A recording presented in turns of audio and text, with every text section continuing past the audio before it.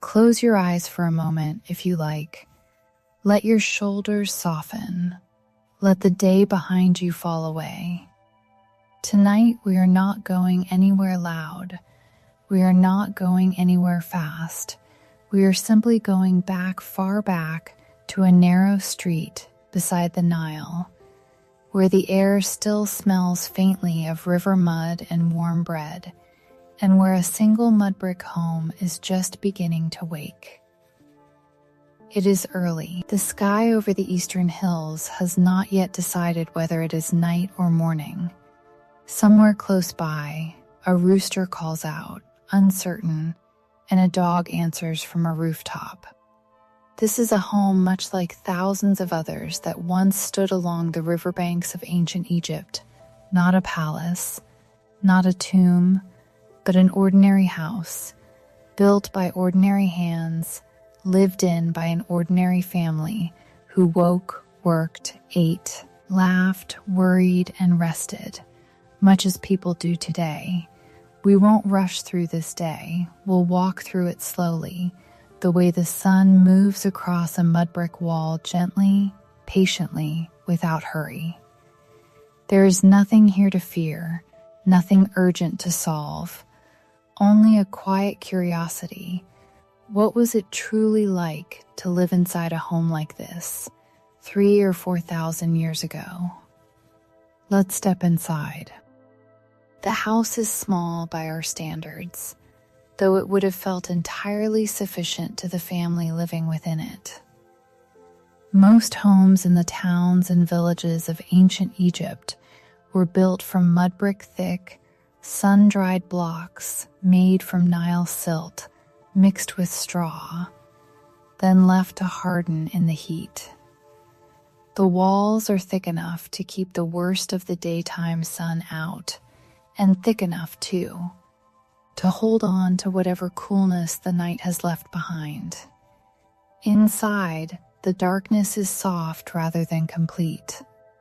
A single small window, high on the wall, lets in the first pale suggestion of dawn. There is no glass here. Window openings are often left bare, or covered loosely with a woven mat that can be lifted when the light becomes too much, or lowered when the wind picks up dust from the street. On a low platform along one wall, the family sleeps. Not on a bed as we might picture one, but on a simple wooden frame strung with cord, topped with a woven mat and perhaps a folded linen sheet. Pillows, if we can call them that, are often headrests carved from wood or stone, curved gently to cradle the neck rather than the whole head. It sounds uncomfortable to modern ears, but in a warm climate, it kept the head cool and away from insects that might otherwise share the night with you. The mother of the household is the first to rise, as she often was. She moves quietly across the packed earth floor, bare feet familiar with every uneven patch. There is no true privacy in a home like this, one or two main rooms, perhaps a small courtyard, everything close and shared. But there is a kind of comfort in that closeness too. The sounds of family, even sleeping family, filling the dark. Outside, the Nile is still and silver in the last of the moonlight. It is the river, more than anything else, that shapes this entire way of life, the crops that grow, the mud that builds the wall, the reeds that become baskets and mats and rope. Everything in this house, in some quiet way, begins with the river. She lights the household fire from a bed of coals kept smoldering through the night. Flint and care, rather than convenience, are what bring a flame back to life each morning. Smoke drifts upward, curling out through a gap near the roofline, carrying with it the scent of the day's first bread beginning to bake. The house itself, though modest, is arranged with a quiet practicality that reflects generations of accumulated habit. A narrow entrance leads from the street into a small reception area, simple but slightly formal, where a visitor might be greeted before being welcomed further inside. Beyond this lies the main living space, the heart of the home, where the family eats, works, and often sleeps during the cooler months.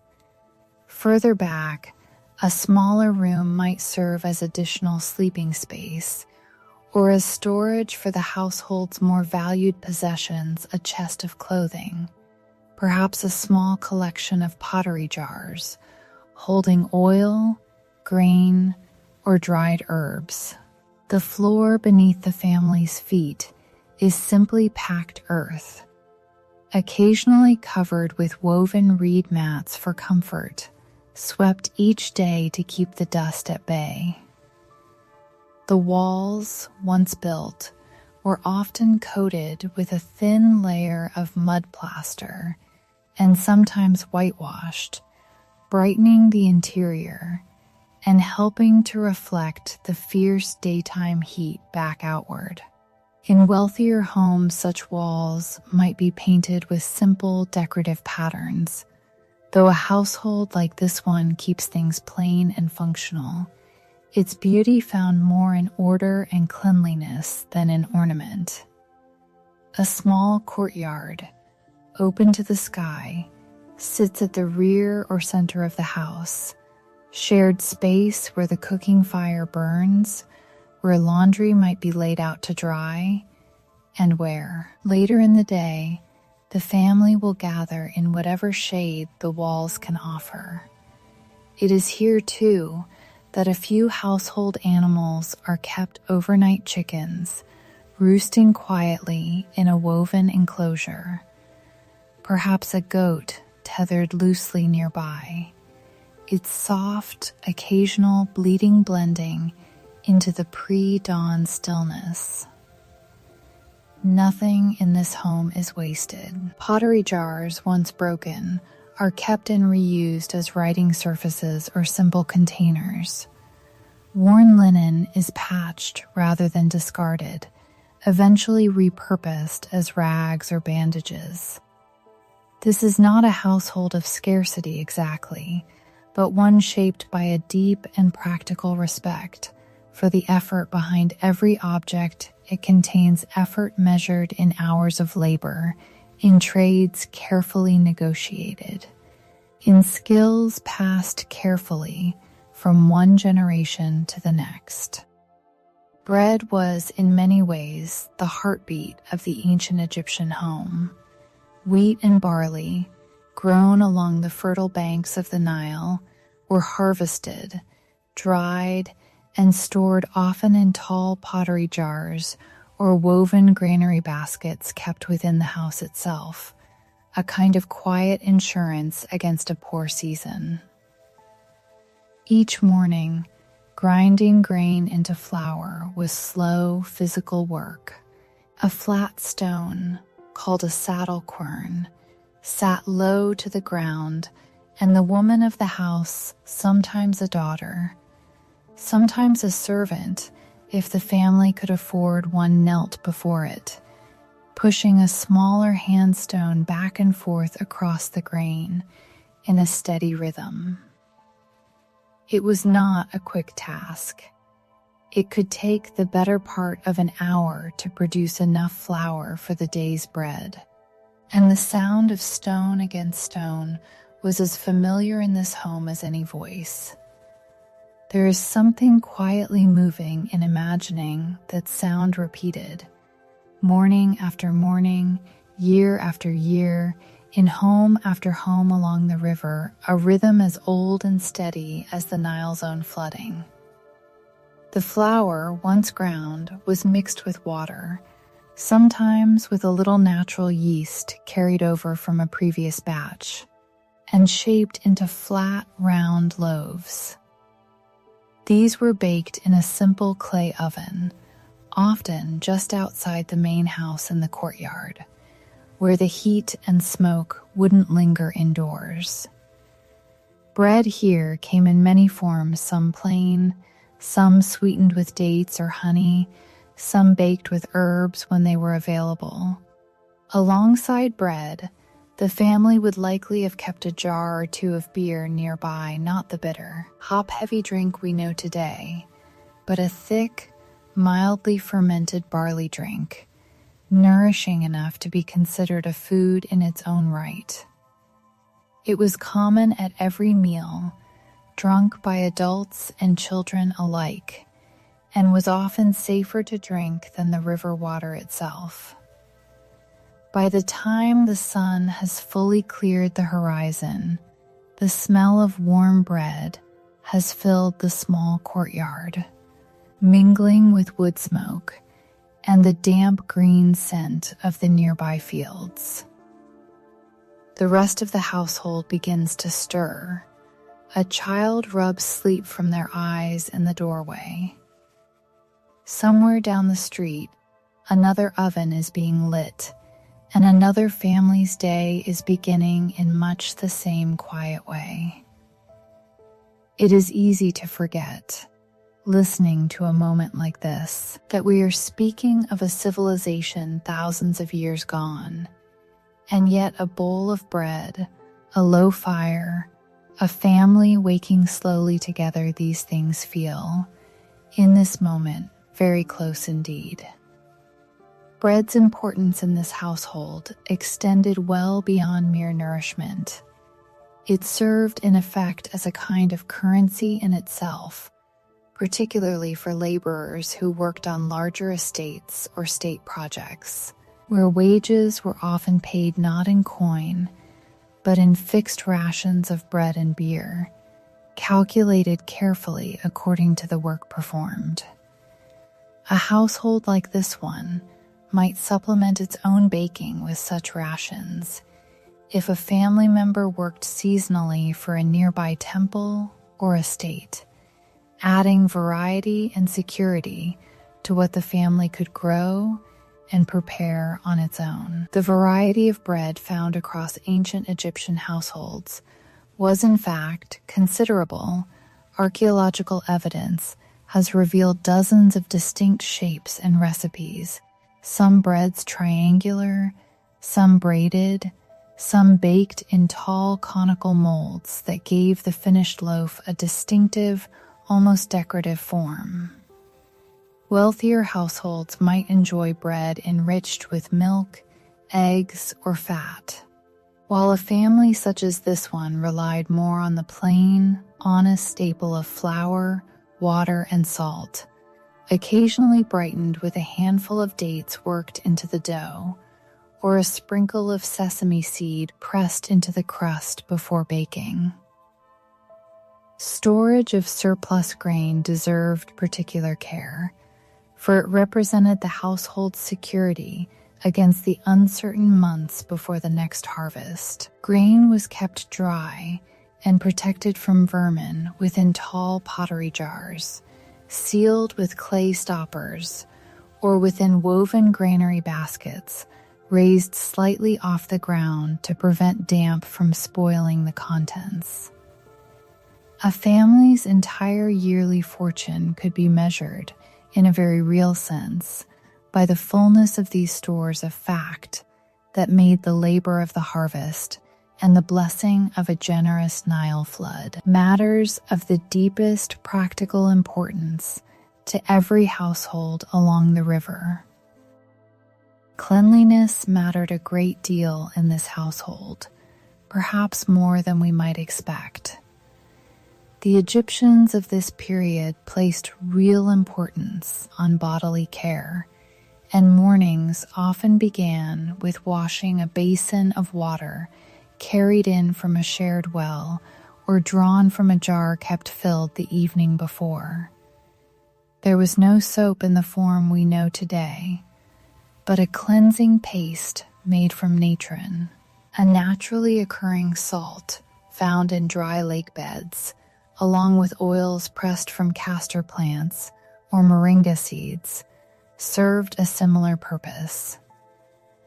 These oils did double duty, moisturizing skin that spent long hours beneath the desert sun and helping to mask the effects of heat and sweat in a climate that offered little relief from either. Hair, too, received attention. Many people kept their natural hair cropped short and practical for daily life, especially children, whose heads were sometimes shaved entirely, but for a single lock left growing at the side, a distinctive style of Egyptian childhood, tied more to comfort and hygiene in the heat than to any deeper symbolism, though it did carry a gentle association with youth. Clothing in this household was simple, practical, and almost entirely made from linen, woven from the flax plant that grew easily along the Nile's floodplain. Linen suited the climate perfectly light, breathable, easy to wash, and cool even beneath a relentless sun. Men often wore a simple wrapped kilt, tied at the waist, while women wore a straight, close-fitting dress, sometimes with shoulder straps falling to the ankle. Children, especially young ones, often wore very little at all, particularly in the warmer months, a practical choice rather than an unusual one in a home without air conditioning or modern fabric. Jewelry, even among households of modest means, held a meaningful place. A simple string of beads, a small amulet on a leather cord, a hammered copper ring. These were not necessarily symbols of wealth, but often carried personal or protective meaning. A small amulet shaped like an eye, for instance, was widely believed to offer protection against harm, and even a child might wear one, tucked beneath their clothing, given to them by a parent or grandparent with quiet affection rather than ceremony. Sandals, when worn, were woven from papyrus reeds or palm leaves, simple enough for a household to make at home, though many people, particularly children and those doing physical labor, simply went barefoot, feet hardened by a lifetime of walking across warm sand and packed earth. As the sun climbs higher and the last of the morning coolness begins to fade, the family gathers briefly near the courtyard, dressed now for the day ahead. There is little formality to this moment, no long conversation, no ceremony, simply the quiet, practiced rhythm of a household preparing itself for whatever the day will ask of it. Cosmetics, too, played a practical rather than purely decorative role in this morning routine. A dark green or black paste, made from ground minerals such as malachite or galena, was applied carefully around the eyes, not simply for appearance, though it was certainly considered attractive, but as a genuine defense against the glare of the sun and the ever-present irritation of dust and insects along the riverbanks. This practice was shared by men, women, and children alike, applied each morning with a small wooden or ivory applicator kept among the household's few prized possessions. Health and the body were approached in this household with a blend of practical remedy and quiet faith. A family without access to a trained physician relied on knowledge passed down through generations, a poultice of honey and herbs for a wound, since honey's natural properties helped guard against infection long before anyone understood why. a tea brewed from certain plants to settle a troubled stomach, a small protective amulet worn by a child prone to fevers, offering the family comfort even where medicine could offer only partial answers. For more serious concerns, a household might seek out a local healer, sometimes a priest trained in both practical remedies and religious ritual. For in this world, the line between medicine and faith was rarely a firm one. For the children of the household not yet old enough for regular work, mornings might also include some early, informal education.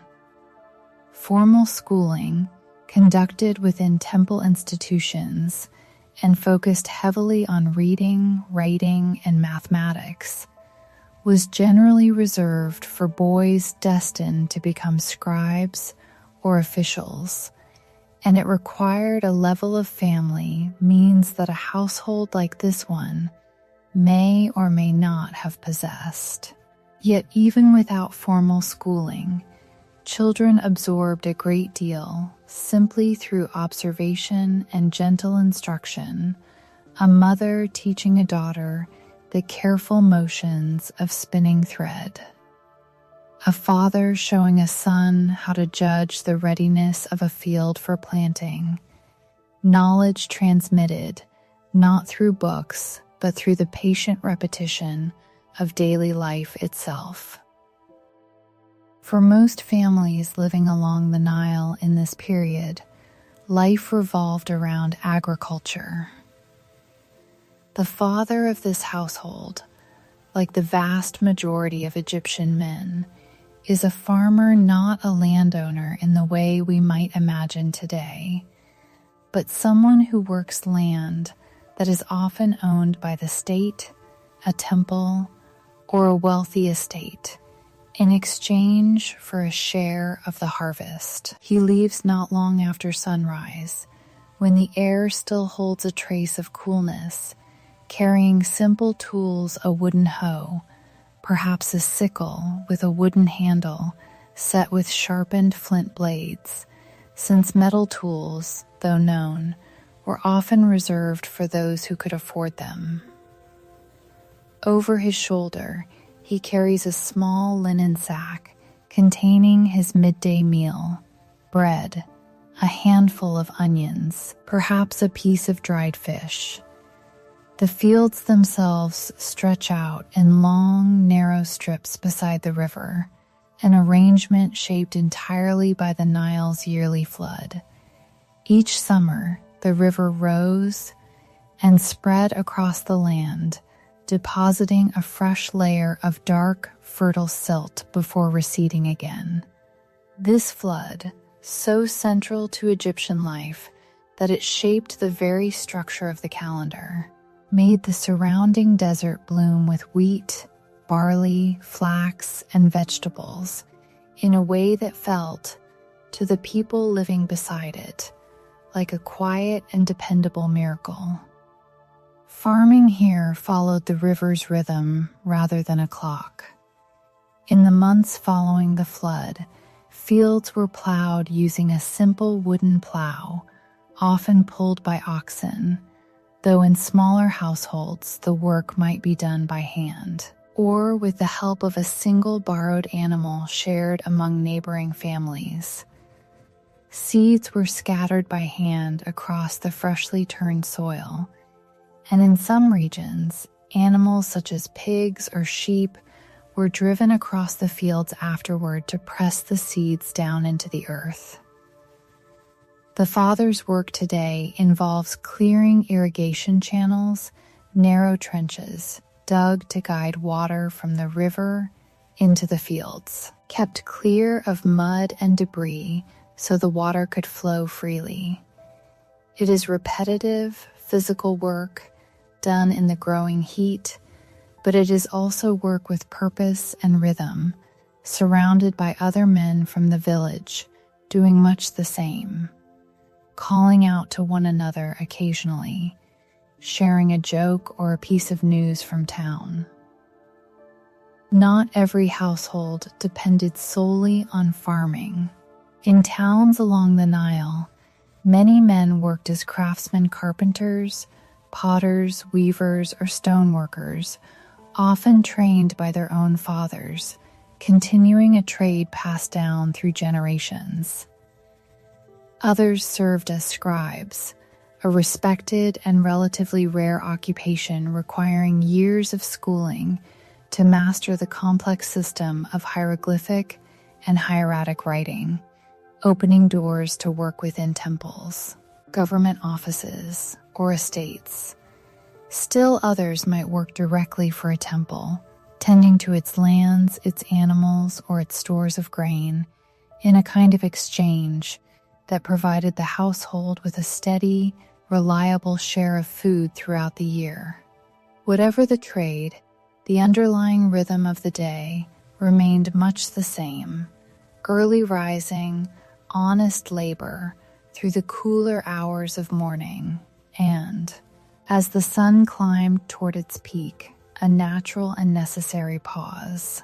The Nile's flood, so central to this rhythm, followed a cycle the Egyptians divided into 3 broad seasons, each tied directly to the life of the river rather than to any fixed calendar month.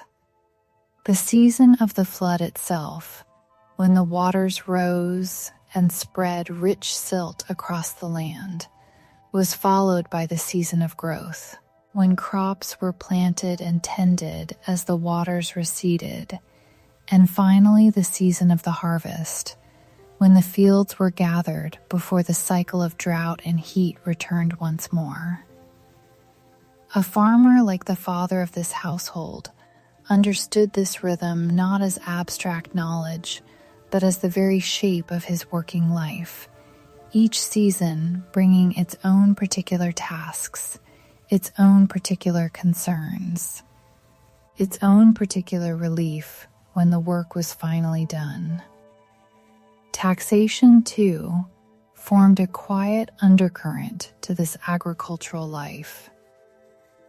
A portion of each household's harvest was owed to the state, collected by officials who traveled from village to village, assessing the height of the flood and the likely yield of each field, a system that, however burdensome, also provided a form of insurance in leaner years when state granaries might release stored grain back to struggling communities.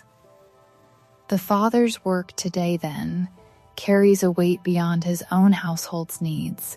It is part of a much larger system binding together field and village, temple and government, in a chain of obligation and mutual support that stretched the length of the river. Tools, though simple by modern measure, were treated with real care within a household like this one.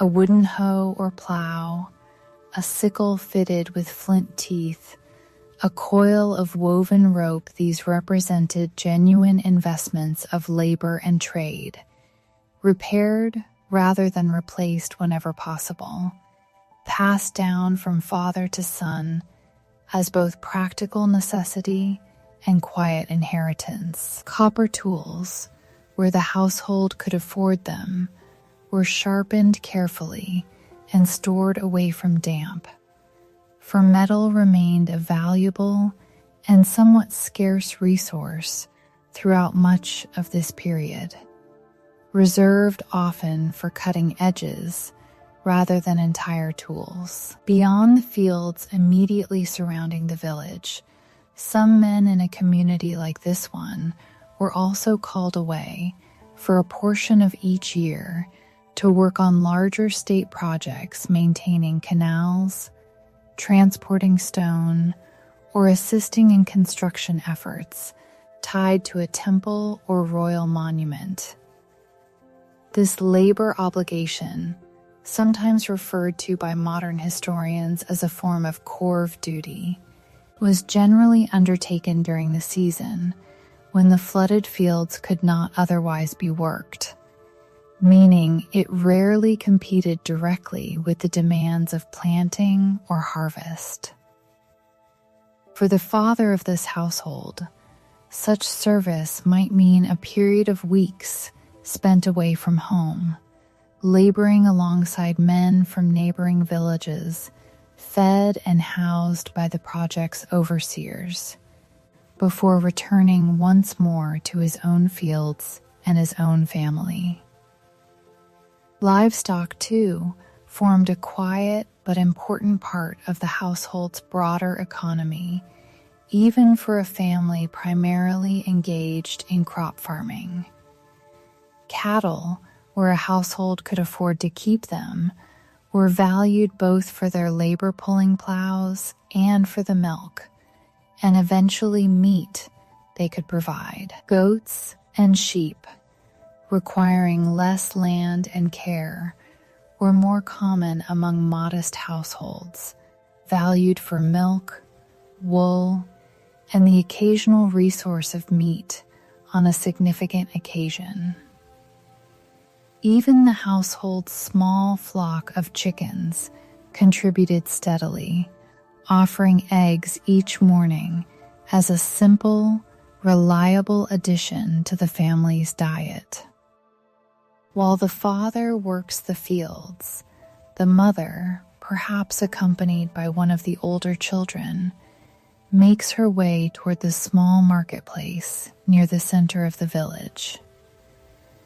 There is no formal building here, no rows of shops in the way we might picture a market today, simply an open, well-trodden space near the riverbank or the main road, where vendors lay out their goods on woven mats or low wooden tables each morning.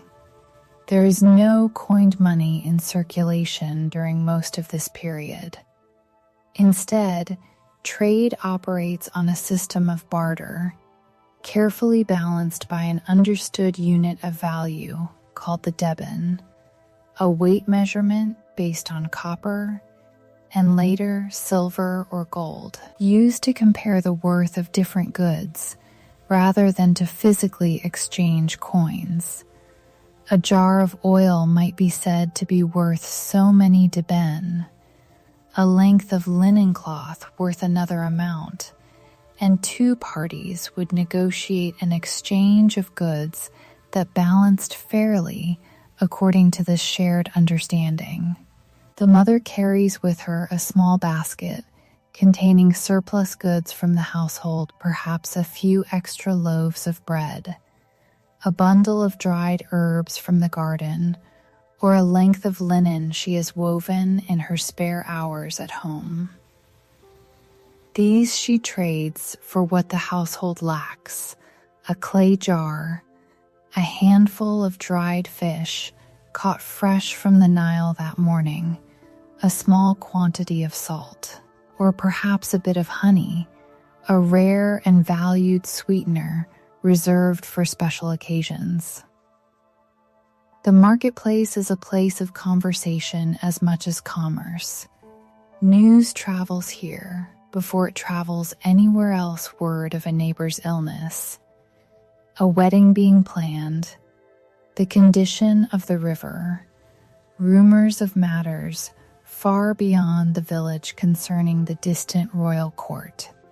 Children weave between the stalls, sometimes sent on small errands, sometimes simply present to watch and absorb the rhythms of adult life they will one day step into themselves.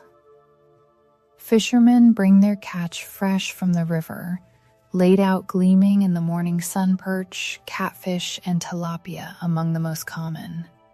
Farmers from neighboring plots bring vegetables, onions, leeks, garlic, lentils, and beans alongside melons and cucumbers in season.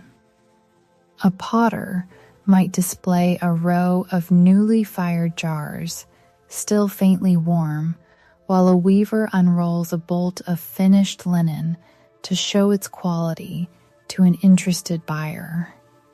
There is a gentle, unhurried quality to this exchange, despite its practical necessity.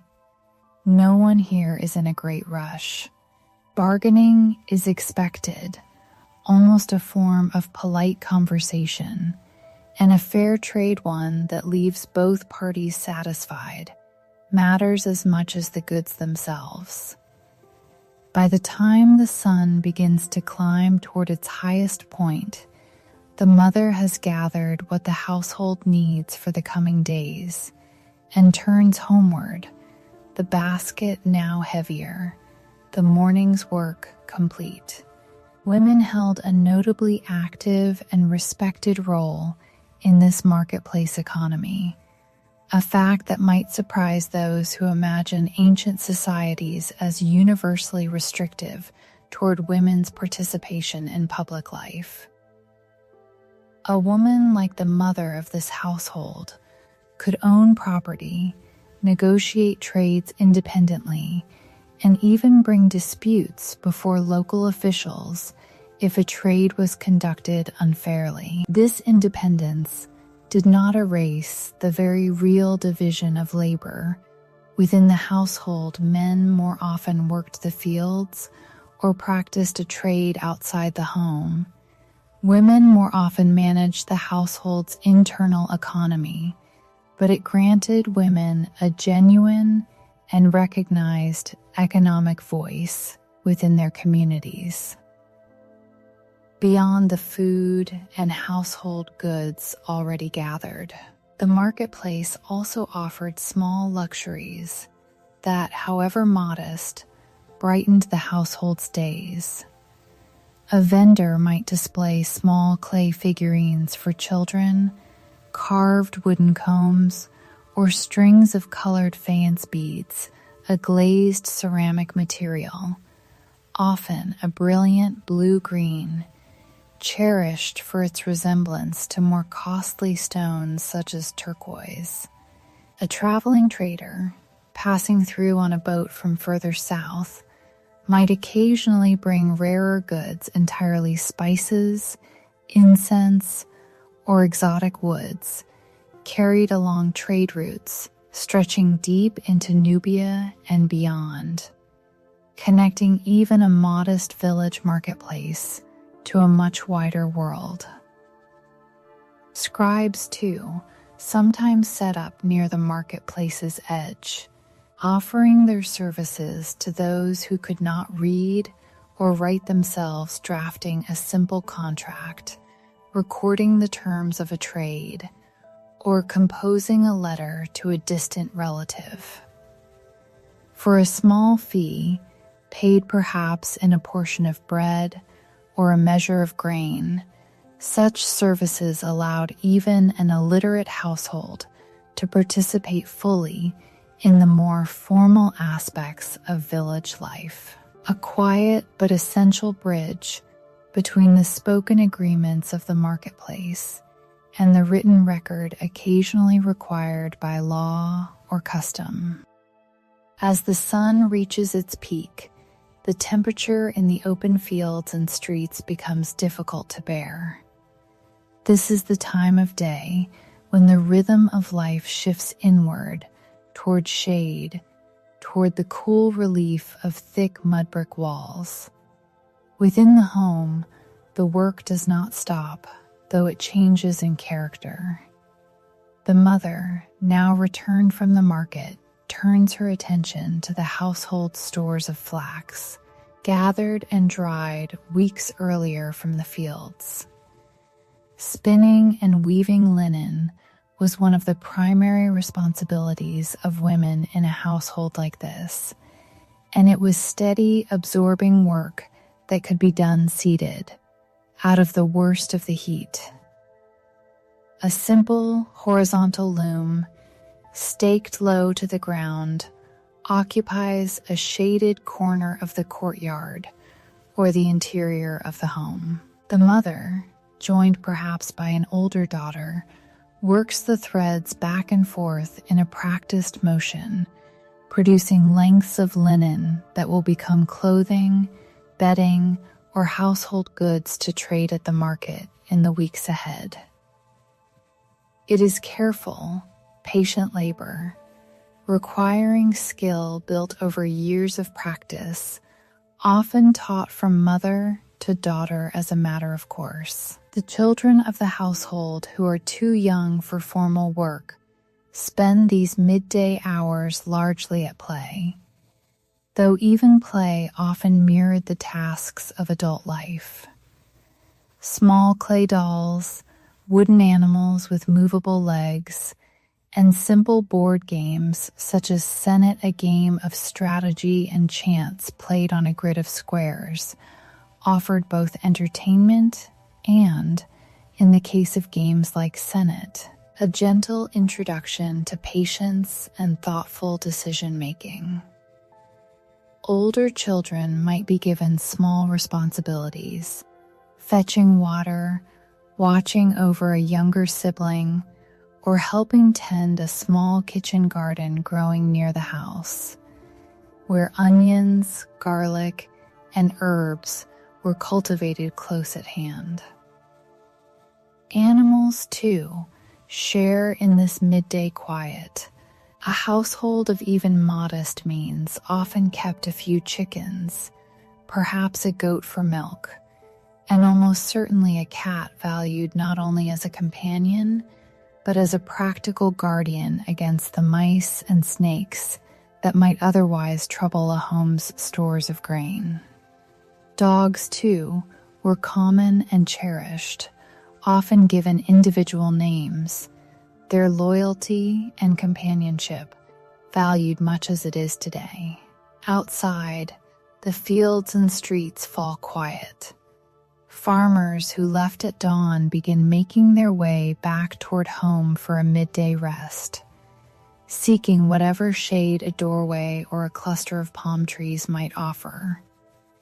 Even the animals seem to sense the shift, retreating into whatever shadow they can find. It is, in its own quiet way, a built-in pause within the day, not idleness, but a practical accommodation to a demanding climate, one that allowed both people and animals to recover before the afternoon's remaining work. The game of Senate, mentioned only briefly a moment ago, deserves a slightly closer look, for it occupied a genuinely significant place in the imagination of households across ancient Egypt. Played on a board of 30 squares, using flat disc-shaped pieces moved according to throws of small carved sticks or bones, the game was understood as more than simple entertainment. It carried a symbolic association with the journey of the soul after death, a passage through obstacles toward final rest. Yet in the hands of the household's children, it remained, first and foremost, a source of genuine, easy amusement, a way to pass the still heat of midday in cheerful, quiet competition. Toys within a household like this one were often made from whatever materials lay close at hand. A wooden crocodile with a hinged jaw that snapped when pulled along by a string, a small clay ball painted in simple colors, a carved wooden paddle doll dressed in a scrap of linen, cherished by a young daughter much as a child today might cherish a favorite doll of her own. None of these objects required great expense, yet each carried real affection, made often by a parent's own hands specifically for a beloved child. The household's animals, too, deserve a further word, for the bond between this family and its creatures was neither purely practical nor entirely sentimental, but a genuine mixture of both. Cats, in particular, held an especially warm place in Egyptian domestic life, associated with the goddess Bastet, and treated, in most households, with real tenderness. It was not uncommon for a beloved cat to be mourned formally upon its death, the household observing a period of quiet grief, a reflection of just how deeply these animals had woven themselves into the emotional fabric of daily life.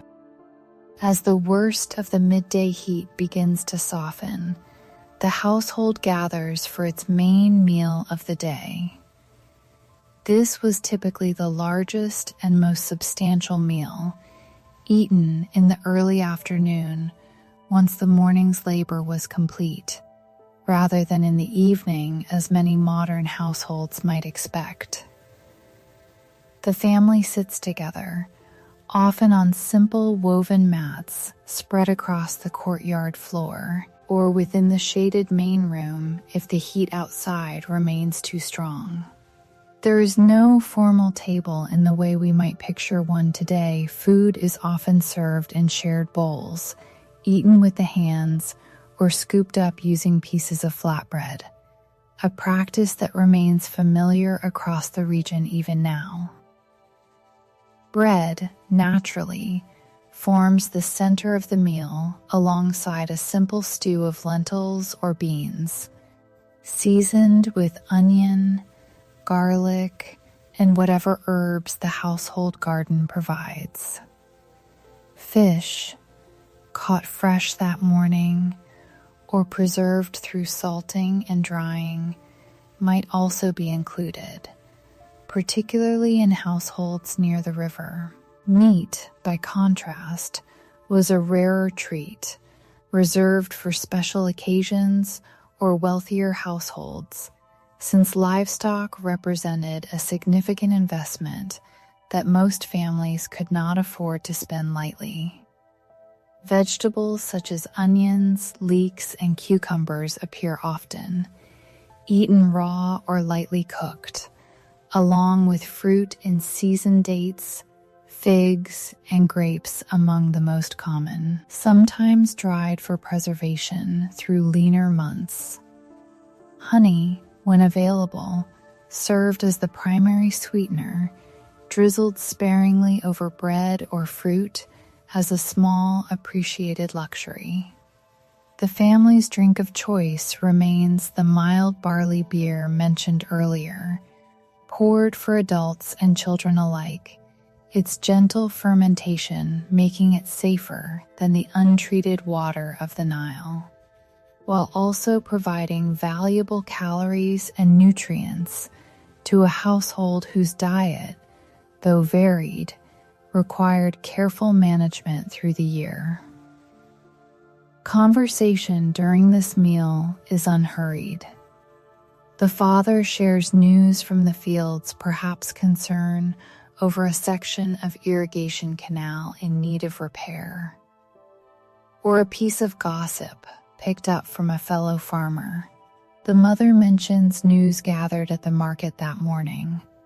The children, if permitted, chatter about their play, or ask questions about the work they've observed, but not yet been old enough to take part in themselves. There is something deeply human in this scene, something that feels remarkably close to family meals shared in any era, in any culture. The specific foods differ, the setting differs, yet the underlying warmth of a family pausing together, sharing a meal and a moment of rest before the day continues, feels timeless. Hospitality carried particular weight within this culture, and a household, however modest its means, took real pride in welcoming a guest to share whatever meal was being served. A neighbor stopping by, a traveling relative, even a stranger passing through the village on some errand, might be offered a place at the family's mat and a portion of the meal. A custom rooted in a broader sense of communal responsibility that bound village life together.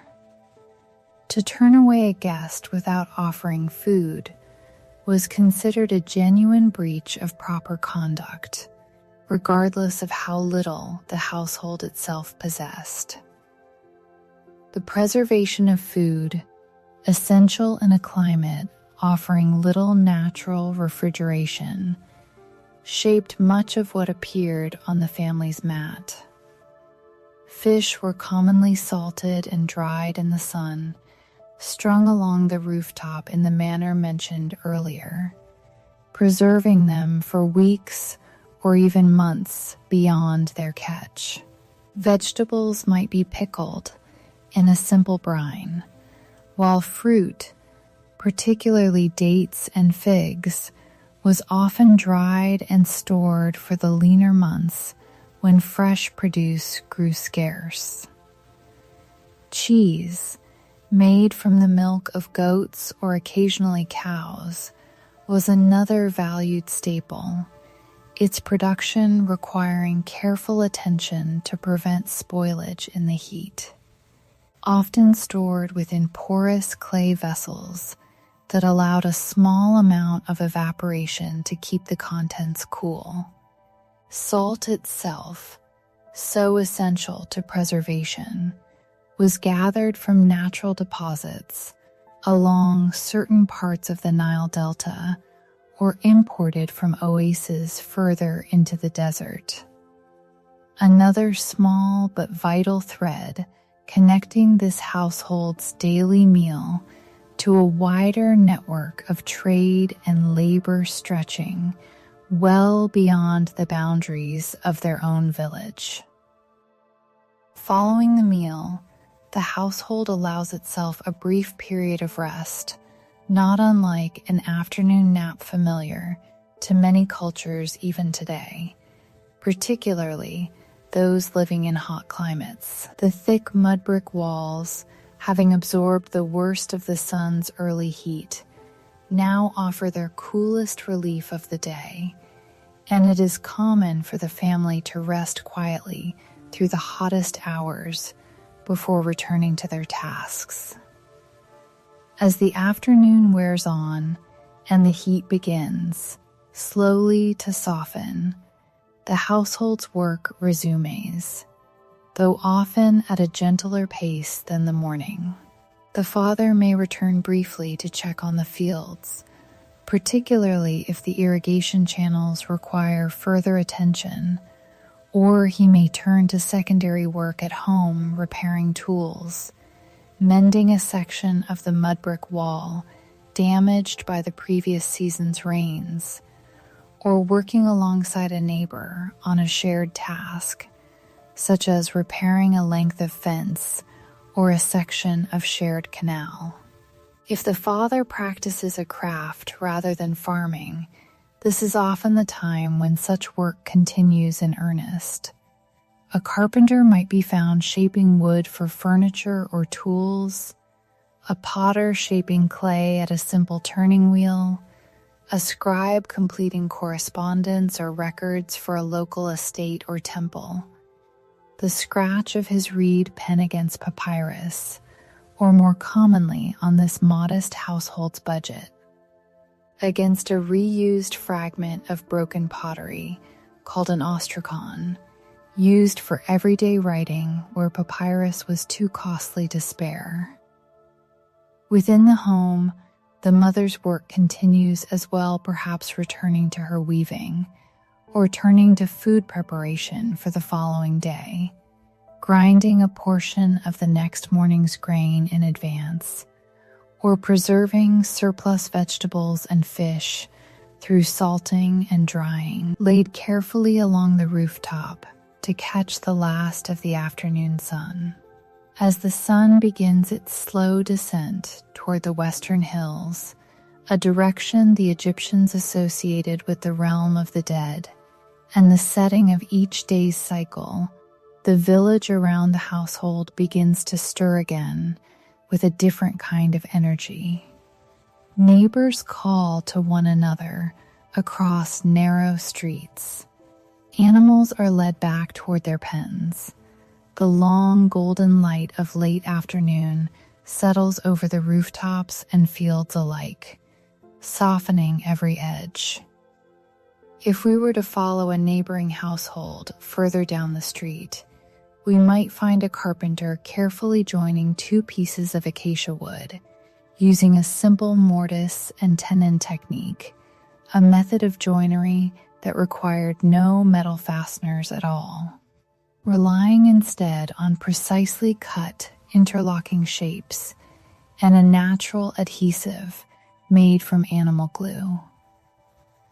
Furniture produced by such craftsmen, though simple in this modest quarter of the village, showed remarkable skill. Stools and small chests built to last for generations, their wood often oiled to protect it from the dry desert air. A potter working nearby, meanwhile, shapes clay gathered from the riverbank, using a simple turning wheel operated by hand or occasionally by foot. Pottery here served every conceivable household purpose: storage jars for grain and oil, water vessels kept cool through the natural evaporation of their porous surface, small bowls and cups for daily meals, and specialized vessels for cosmetics or medicine. Once shaped, the pottery was left to dry in the sun before firing in a simple kiln, a process requiring careful judgment of temperature and timing, knowledge built through years of apprenticeship, often beginning as early as childhood under a parent's watchful guidance. For a household connected to scribal work, the afternoon might involve careful, quiet concentration, copying religious texts, recording the measurements of a recent harvest, or drafting correspondence on behalf of a local official. The scribe's tools, though modest, were treated with real reverence. A wooden palette holding small cakes of red and black pigment, a reed pen carefully trimmed to a fine point, a small pot of water for mixing ink.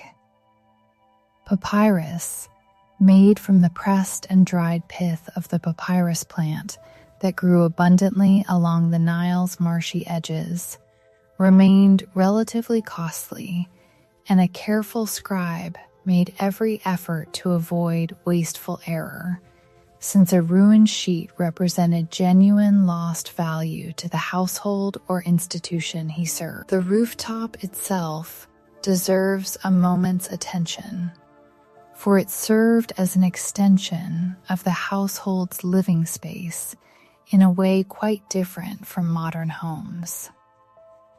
Flat-roofed by design, the rooftop offered a place to dry grain, store certain goods, and, particularly in the evenings, a place to catch whatever breeze the day might offer. Children sometimes played here in the cooler hours, and it was not uncommon for family members to sleep on the rooftop during the hottest stretches of summer, when the interior of the home, however thick its walls, still held on to too much heat to allow for comfortable rest. As evening approaches, the household begins its final tasks of the day. The father returns home for the last time, tools set aside, the day's labor concluded. There is a natural unwinding to this hour, a shift from work to rest that the whole family seems to feel together. A small evening meal, lighter than the midday feast, might be shared, perhaps simply bread with a bit of cheese made from goat's milk, some fruit, and a final cup of beer. It is a quiet, informal affair, often eaten as the last of the daylight fades, and the household begins lighting small oil lamps to hold back the coming dark. These lamps, simple shallow bowls of pottery or stone, filled with oil pressed from castor plants, and fitted with a twisted linen wick, cast a warm, flickering light throughout the home, far gentler and dimmer than we might imagine, but sufficient for a household whose rhythms were built around the natural cycle of daylight rather than artificial extension of it. Religious life within this household, as in most of ancient Egypt, was woven quietly into daily existence rather than confined to grand temples alone. A small shrine or niche, perhaps holding a modest statue or image of a household deity, occupied a corner of the main room. Bez, a protective household god often depicted with a fierce, almost comical face, was particularly beloved in homes like this one, believed to guard against evil spirits and to watch especially over children and childbirth. Tauret, a goddess depicted with the body of a hippopotamus, offered similar protection, particularly for mothers and infants. In the day's final quiet hour, the mother might offer a small, simple gesture of devotion, a murmured word, a small offering of bread, or a few drops of beer left at the household, shrined not as an elaborate ceremony, but as a natural part of closing the day, much as a modern family might share a quiet word of gratitude before a meal or before bed.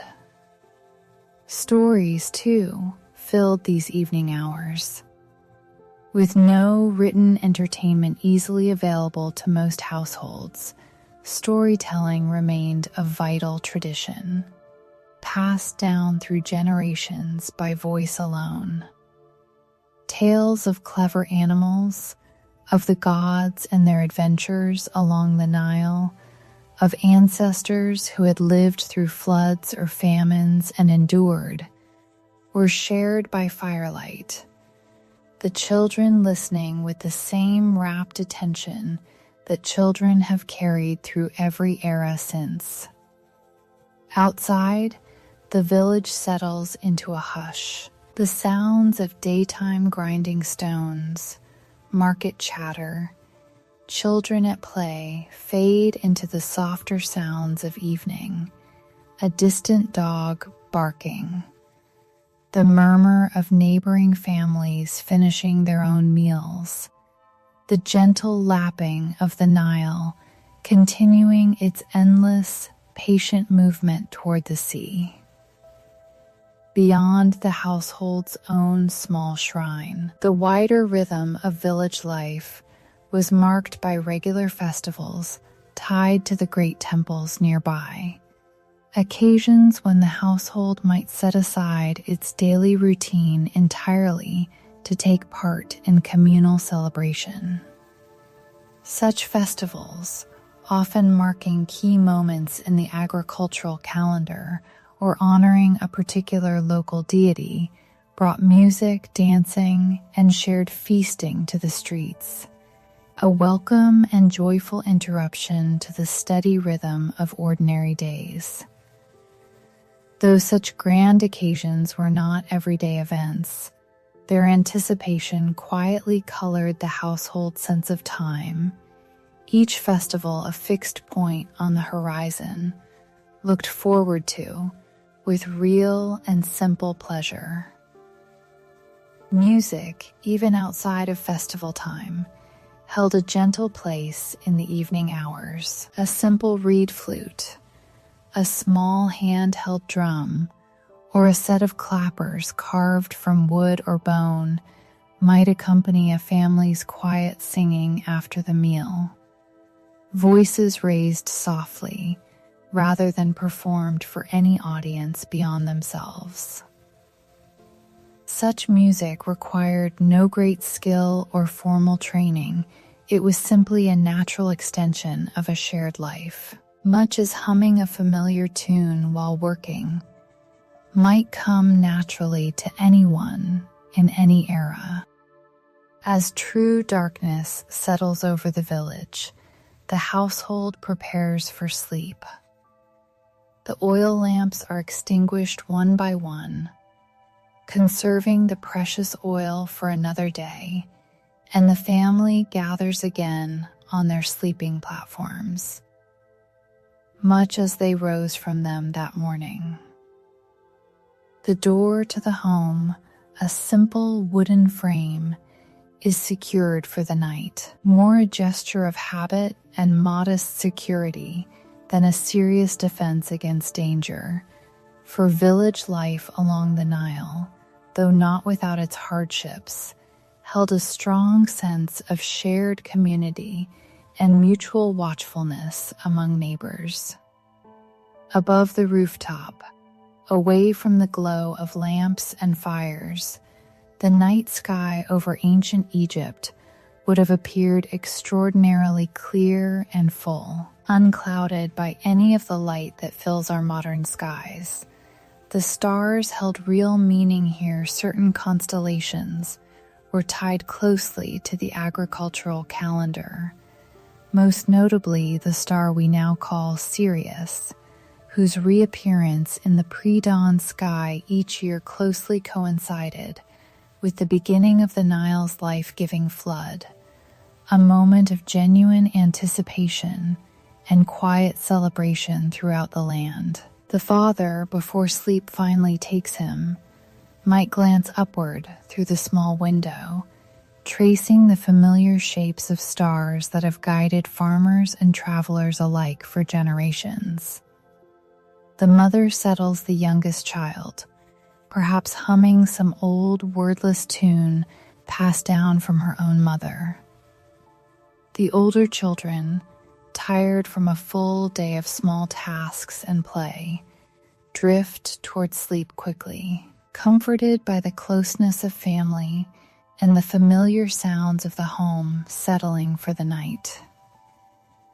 There is no artificial noise to disturb this rest, no distant traffic, no electric hum. Only the occasional call of a night bird, the soft rustle of palm leaves in a passing breeze, and the ever-present, ever-patient murmur of the Nile itself, flowing steadily onward as it has for as long as anyone in this household, or their parents before them can remember.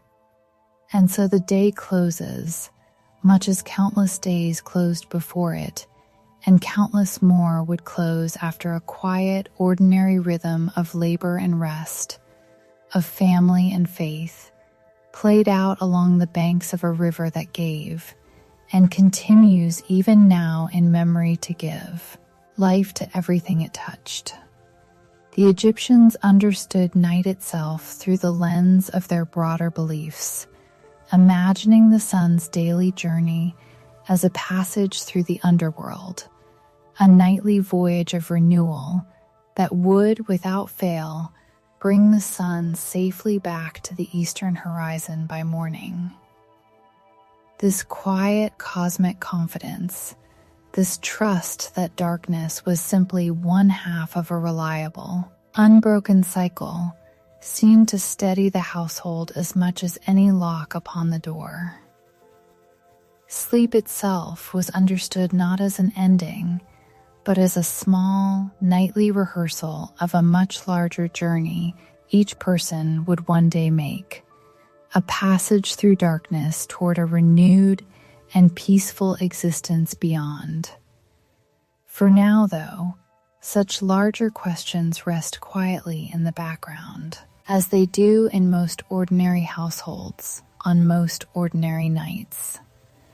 What matters, in this moment, is simply the warmth of the sleeping platform, the steady breathing of a family settling together, and the patient dark pressing gently against the small high window, waiting, as it always does, for morning to return.